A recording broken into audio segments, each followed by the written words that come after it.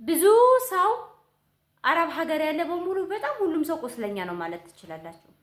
በቅድም እኔ አረብ ሀገር ስትመጣ ኢትዮጵያ ብር ከአረብ ሀገር ሁና ብር መላክ ስታቆም የቤት እቃዋን የላከችውን እቃ ካርጎ ያደረገችውን በሙሉ ሸጠባት ነበር ስላቸው የነበረው እና እውነቴንም ነው። ሸጠ እቃውን። ከዛ ደግሞ ከእቃው አልፎ ደግሞ ወርቅ አስቀምጣ ነበር። ወርቋ ሳይቀር ሸጠባት። ብረት ድስት፣ ብርድ ልብስ፣ ኮንፈርት ነሽ ምንድን ነሽ ምንም የቀረ ነገር የለም። እሷ ብር መላኳን ስታቆም ሸጠባት እቃዋን። እሱም ብዬ ነበር ቪዲዮ የሰራሁት እና ሁሉም ሰው እንዲጠነቀቅ። ለካ በየሁሉም ቤት ጎደሎ አለበት። ለካ በየሁሉም ቤት ቁስል አለበት። በሚገርማቸው ሁኔታ እኔ ወርቅ ገዝቼ ገንዘብ እንዲይዝልኝ ብዬ ያስቀመጥኩትን ብር እንዲይዝልኝ ብዬ ያስቀመጥኩትን ወርቅ ያደረ ወርቅ ወንድሜ አውጥቶ ሸጠብኝ። እንደዚህ አይነት ጊዜ ላይ ነው ያለ ነው ማለት በየሁሉም ቤት ቁስል አለ። በየሁሉም ቤት የራሱ የሆነ ብቻ የተነካን የሚነካን ነገር አለ። ሁላችንም አረብ ሀገር ያለነው ልጆች በሙሉ ቁስለኞች ነን፣ ህመምተኞች ነን። በጣም በብዙ ሁኔታ የደከምን ነን። ብዙ መስዋዕትነት ስንከፍልላቸው የነበሩ አለናችሁ፣ አለንላችሁ፣ አይዞሽ፣ በርቺ፣ ጠንክሪ ምናምን ሲሉን የነበሩ በሙሉ አሁን ላይ አብረውን የሉ። አንዷ ምን አለች? ላጎቴ ማሽን ገዝቼ አለች። ለኔ ምንም ነገር ሳይኖረኝ ላጎቴ ማሽን ገዝቼ አጎቴ ዙሮ ማያኝ ዛሬ ላይ አጎቴ ዞር ብሎ አያየኝም ብላለች። እና እውነቷን ነው። ዛሬ ላይ እንኳን አጎትሽ ቀርቶ ማለት ነው የእናትሽ ልጅ አባትሽ ወንድምሽ እየተደረገ ያለውን እግዚአብሔር መርቆ የሰጣቸው ካልሆነ በስተቀር ዛሬ ላይ ደህና ሰው አታገኙም። እኔ ቆይ ግን ምን አይነት ሰው ነው የምናገኘው? ማለት እውነት ነው በብዙ ሁኔታ ውስጥ መርቆ የሰጠን ቤተሰቦች አሉን። ደግሞ በዛ ልክ ደግሞ ጥሪት እንድንይዝ ብለን ገዝተን ያስቀመጥነውን ወርቅ የሚሸጥ እናትና አባቶች አሉ። የሚሸጥ ወንድም አለ፣ የሚሸጥ እህት አለ። ቤት እየሰራሁልሽ ነው እያለ ቤቱን ሳይሰራ የኮርኒስ የውሃ ልክ የሲሚንቶ የአሸዋ የድንጋይ ማስጨኛ እያለ ብሩ ልቅም አድርጎ የሚበላ ወንድምም አለ። በዛም ልክ ደግሞ ለአበቱ ጠብ እስኪል እየሰራ ስንት መስዋዕትነት እየከፈለ ያለ ወንድም አለ። እማውቀው አረብ ሀገር እህቶቻቸው ሆነው ቤታቸውን እየሰሩላቸው ያሉ ወንድሞች አሉ። ብዙ መስዋዕትነት እየከፈሉ ያሉ ወንድሞች አሉ። በዛ ልክ ደግሞ ከሃዲ ወንድሞች አሉ። ግን ከሃዲዎችንና ደህናዎቹን በምን አይነት መንገድ ነው የምንለየው ካልን በምን አይነት መንገድ ነው የምንለየው? ማለት ለይተን ማወቅ አለብን። እነዛ ቤተሰቦቻችን ቁመው የማይሰራልን ቤተሰብ ካለ፣ ቁመው የማይሰራልን ወንድም ካለ፣ የላክነውን ዕቃ የሚያስቀምጥልን ሰው የሚያስቀምጥልን እናትና አባት ከሌለ ገንዘባችንን ቆጥበን ጨብጠን መያዝ ያለብን ኃላፊነቱ የኛ ነው። ተግባባል? አሁን እቃዬን የላኩትን ዕቃ በሙሉ አውጥተው ከሸጡብኝ ያለኝ አማራጭ ዕቃዬን አለመላክ ነው። በቃ በምመጣ ሰዓት ተከራይቼም ከምገባበትን ቤት ቢሆን ይዤ እገባለሁ እንጂ ዕቃዬን አልልክም፣ መላክም አልችልም። ለእንደዚህ አይነት ቤተሰብ እኔ ግርም የሚል ግን ከነዛ ቤተሰቦች ጋር አሁን ይህቺ ልጅ ወርቋን አሁን ቆሸጠ መብርሃን የምሬ ነው።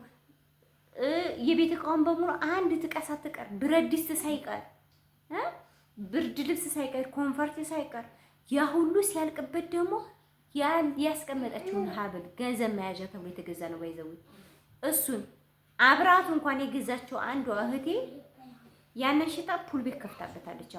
አሁን አይደለም የዛሬ 2 ዓመት አካባቢ ነው የሸጠችው። ያንን ሽጣ ቤት ስለነበረ መንቀሳቀሻ ስጣጣ ፑል ቤት ከፈተችና ወርቋን ሸጤ ፑል ቤት ስራ ከፈተችበት። አጋጣሚ ያዛ አካባቢ ስራ ስለሚያሰራ ፑል ቤት ከፈተችና ፑል ቤት እየሰራችበት ስቲል ነው እየሰራች ነው ፑል ቤቷን። የዚህኛይቱ ግን አውጥቶ ሸጠባት። ኢማጂን ግን ከእንደዚህ አይነት እናትና አባት አሁን ርቃ ነው ያለችው መጥታ። እንደነዚህ አይነት ያለ ቤተሰብ ካላችሁ ገንዘባችሁን ቆጥባችሁ መያዝ። እንደዚህ አይነት ወንድም ካላችሁ ዘመዳችሁ ገንዘባችሁና ገንዘባችሁ ብቻ መሆኑን ማወቅ አለባችሁ። እስከ መቼ ነው እኛ ቤተሰብ ሰው እየቀለብን የምንኖረው? እስከ መቼ ነው እኛ ወንድ እየቀለብን የምንኖረው? ወደድኩሽ፣ አበድኩልሽ፣ ምን አልኩልሽ የሚልሽ በሙሉ አብሮሽ የሚሆን ሰው አይደለም። ዛሬ ደግሞ እየተሸወዱ ያሉት ሄሌኒ ፍቅር እንዴት ነሽ ደህና ነሽ? በአንድ ሳምንት ውስጥ ይዋደዳሉ ምን ይላሉ፣ ከዛ በኋላ ብር ይላላካሉ ምናምን። የኔ ቆንጆ 10 ብር ዋጋ አላት ኢትዮጵያ ስትመጪ። ግን መቼም አይገባችሁ። መቼም የሚገባችሁ ቦታው ላይ ስትሆኑ ነው። ያህን እምላችሁ ግን እኔ በጣም ብዙ አረብ ሀገር መጥተው ተቸግረው ያሉ ሰዎች ስለማይ ነው። እኔ እግዚአብሔር ይመስገን ቸግሮኝ አይደለም፣ አይቸግረኝም። ወደፊትም ጀግና ወንድም ጀግና እያለኝ አይቸግረኝም።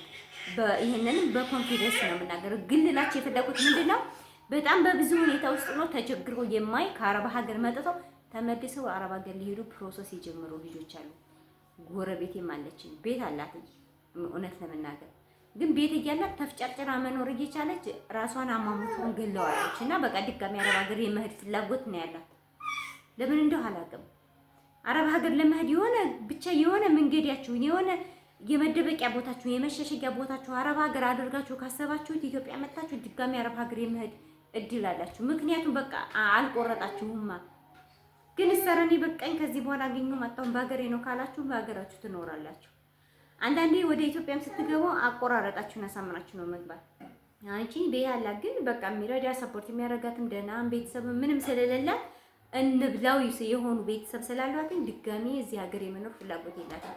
የሚገርመው ልጆችን እንደው ሁለት ልጆች አሉኝ ወደ ጥያችሁ ልሂድ ነው የምትለው ሁልጊዜ ነው የምመክራት። ግን እንደዛ ከመሆኑ በፊት መወሰን አለባችሁ ስላቸው ኦፍኮርስ መስራት ጥሩ ነው፣ መለወጥ ጥሩ ነው።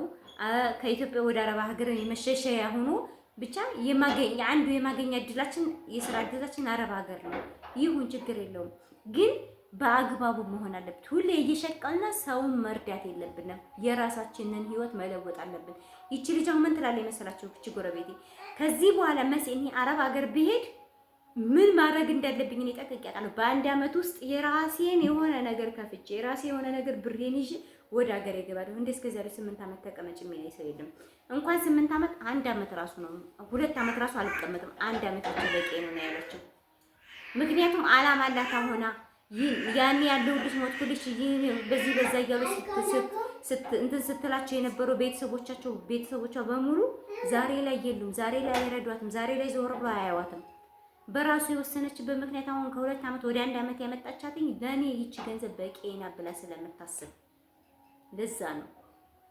ግን እኛ መቼም አይገባንም። መቼም ሁሉ ጊዜ በቃ ለኛ 10,000 20,000 ለኛ አረብ ሀገር ያለን ሴቶች ቀላላችን ስለሆነ ፊው 10,000 ማቀላል አይደለች። 5,000 ላለች ሰዎች ማቀላል አይደለች። እውነቴን ነው የምነግራቸው። ብዙ መዋጋ ያስከፍላቸዋል። የሆነ ነገር ሊገዙ እንኳን የሚቸግርባቸው አጋጣሚ አለ። ለዛ ደግሞ እውቀት ያስፈልጋል። እቃችሁን ደግሞ ከኢትዮጵያ ከአረብ ሀገር ወደ ኢትዮጵያ ስትልኩ ሰው ከሌላችሁ አትላኩ። በቃ ካላችሁበት ቦታ ማስቀመጥ ነው ማለት ሀቃችሁ ነው። እንግዲህ አረቦችን ቢሆኑ በሀቃችሁ ምንም ሊያረጓችሁ አይችሉም። ሀቃችሁ እስከሆነ ድረስ ይሄ ይቀመጥልኝ ብላችሁ ማስቀመጥ ነው እንጂ ወደ ኢትዮጵያ ልከሽ ይቀመጥልኛል ሹቃ ሀተሸጠብሽ ይቀመጥልኛል ወርቅ ሀተሸጠልሽ እቃሽ ሀተሸጠ ምን ዋስትናለሽ? ምንድነው የመኖርሽ ሚስጥር? እኔ ግርም ይለኛል እንደዚህ ይሄን እያወጡ የሚሸጡ ቤተሰቦች ግን በጤናቸው ነው? በጤናቸው አይመስለኝም። የጤና አይመስለኝም መቼም። ስለዚህ እቃችሁን ተጠንቀቃችሁ ያዙ። በቃ ወደ ኢትዮጵያ ስትመጡ እቃችሁን በስነ ስርዓት ይዛችሁ ነው መግባት ያለባችሁ። የሚሸጡ ቤተሰብ ካላችሁ ግን በእነዛ ቤተሰቦቻቸው ላይ ቆራጥ አመራር መውሰድ ያለባችሁ። ምንም መልፈስፈስ አያስፈልግም። በጣም የተናደድኩበት ስላለ ነው። እንዴት ሰው ወርቅ አውጥቶ ይሸጣል? እንደው በደህና ዋጋ እኮ ደግሞ አይሸጡትም። ይገርማችኋል፣ አይሸጡም በደህና ዋጋ። ብቻ ግን 10,000 20,000 የለመዱትን ነገራቸው ያገኘ ለነሱ ብዙ ናት። ይሄ ብረት ድስት ምናምን ቤት ለቤት ነው የሚሸጠው። ገበያ እንኳን ወጥቶ አይሸጥም። ብርድ ልብስ ይሄ ኮምፈርት ምናምን ስንት ብር ነው እኛ የምንገዛው? ብዙ ብር እኮ ነው። አሁን ላይ ኮምፈርት አንድ ኮምፈርት እስከ 8,000 እስከ 6,000 ለዛውም በ6 ሜትር ከ20 ሜትር ከ40 እንደዛ በሚሸጥበት ሀገር ላይ እነሱ 1,000 ወይ 2,000 ሰጧቸው ይሸጡታል። በዛ እንደው በማይሆን ዋጋ እንኳን እየሸጡብን ህሊናቸውን እንኳን የማያውቅስ ቤተሰብ ነው ያሉት። እውነት በጣም እንደዚህ አይነት ቤተሰብ ያሳፍራሉ። እኔ በጣም ብዙ ሰው ወቀሳ ይነግረኛል።